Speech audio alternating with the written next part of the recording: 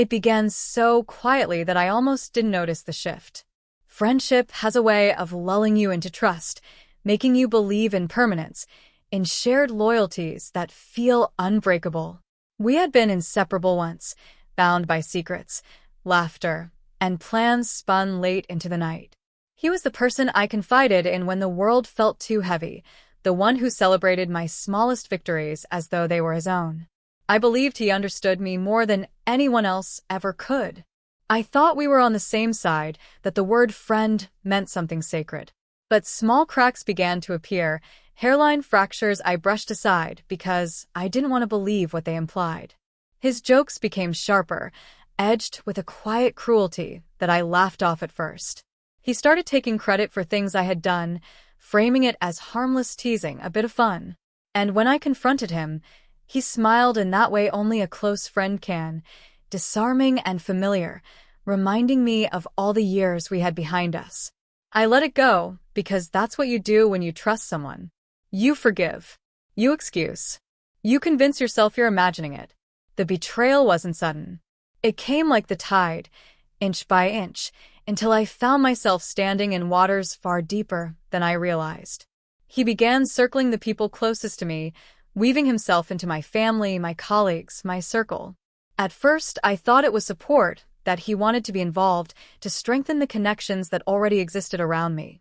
Only later did I realize it was a quiet strategy, a way of making himself indispensable to them, so that when the time came, his words would outweigh mine.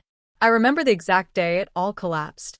I walked into a room and heard my own story told back to me, twisted and warped, spilling from his mouth with a venom I never imagined he was capable of. He had taken my vulnerabilities, the ones I had whispered to him in confidence, in trust, and weaponized them. He turned my flaws into narratives, my mistakes into character assassinations. And the worst part was that people believed him. Because why wouldn't they? He had been my friend, my closest ally. If anyone knew me, it was him. What followed was isolation. Invitations stopped arriving. Calls went unanswered. People who once embraced me now looked at me with suspicion. I had been exiled, not by an enemy, but by someone who had once sworn loyalty. And in the silence that followed, I kept asking myself why. Why someone who knew me so deeply, who had once been the person I trusted above all others, would twist into the shape of my greatest enemy. The answer never came cleanly. Some said it was jealousy, that my success cast a shadow he couldn't escape. Others hinted at resentment, at wounds I never knew he carried, unspoken grievances that festered in the dark.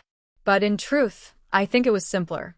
Some people cannot stand to remain beside someone who grows, and instead of walking away, they choose to destroy. I rebuilt myself from the wreckage he left behind.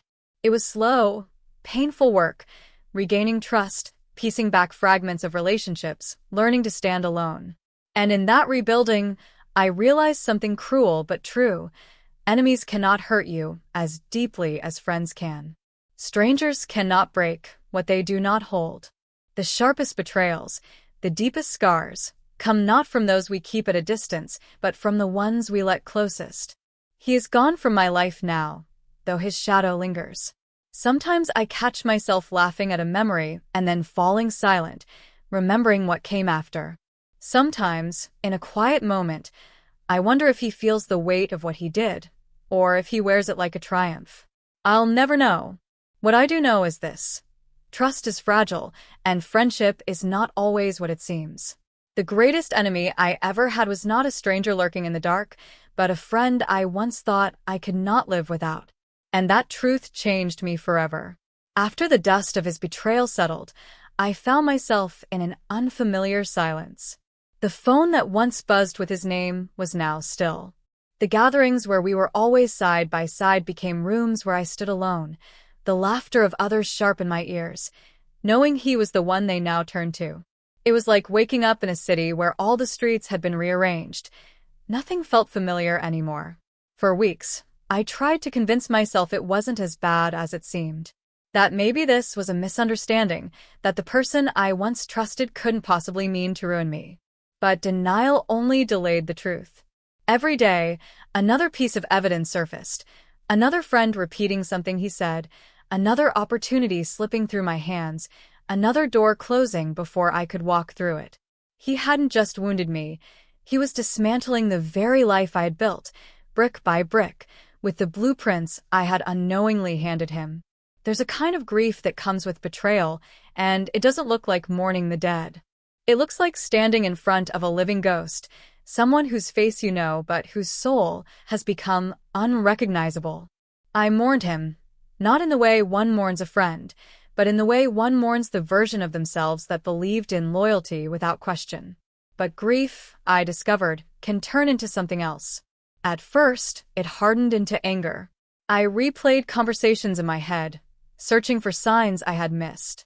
I dissected every laugh, every smile, every time he told me he had my back. My mind became a prison of what-ifs. What if I had seen it earlier? What if I had walked away before he could twist the knife? What if I had never called him my friend at all? That anger eventually sharpened into resolve. I began to study him, not the friend I once loved, but the enemy he had revealed himself to be. He thrived on manipulation, on bending perception, on controlling the narrative. If I wanted to survive, I needed to learn his language. So I watched, I listened, I adapted. Slowly, I became quieter, no longer offering pieces of myself to anyone who might hand them to him. I learned the value of silence, of patience. And in that stillness, I began to rebuild, not out loud, but in shadows where his influence could not reach. He had taken my trust and turned it into a weapon, but in doing so, he had shown me his blueprint too. I knew his vanity, his hunger for recognition, his need to be admired. I knew the cracks in his armor because I had once been close enough to see them. He had taught me everything about his weaknesses while thinking he was untouchable. And though revenge was never my nature, survival demanded it. When the time came, I didn't strike with fury. I didn't scream or expose him in one grand gesture.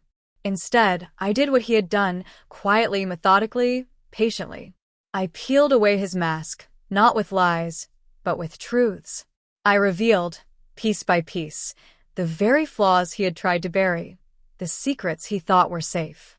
Not loudly, not all at once, but in whispers that reached the right ears, in actions that shifted the ground beneath him. It wasn't quick. It wasn't clean. But slowly, the admiration he had stolen turned to suspicion. The trust he had cultivated began to erode. And I stood back, watching as he stumbled under the weight of his own hypocrisy. But here's the part one never expected.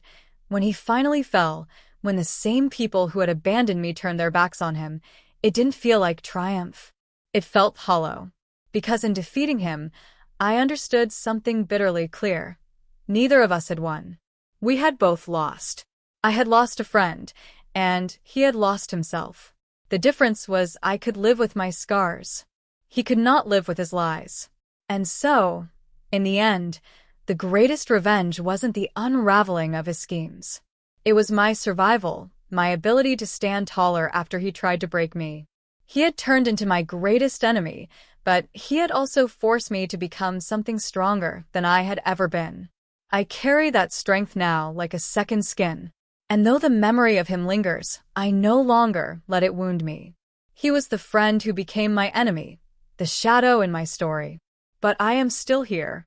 And that, I've learned, is the greatest victory of all. Time has a way of reshaping pain. At first, it burned like fire in my chest, consuming everything. Then it settled into something colder, heavier, like a stone lodged inside me. I thought about him constantly, not just about what he had done, but how easily he had done it, how naturally betrayal seemed to fit him. He hadn't hesitated. He hadn't flinched.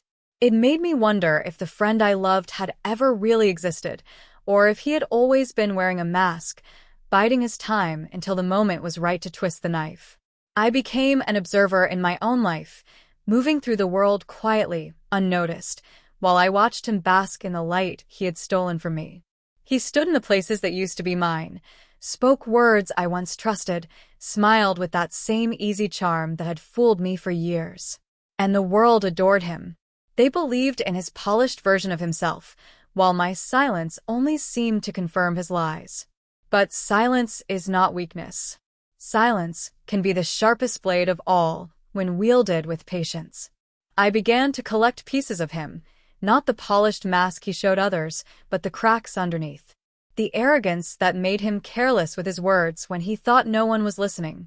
The betrayals he committed against others, smaller ones that went unnoticed because he was so skilled at turning people against each other before they saw what he was doing. I kept my distance, but I listened. I let him grow comfortable, let him think he had destroyed me completely. In truth, I was rebuilding, brick by brick, out of sight. It was not revenge that drove me. It was justice, a quiet, relentless hunger for balance. He had stripped me of everything, my reputation, my connections, even my sense of self. But I had something he no longer possessed. I had truth. And truth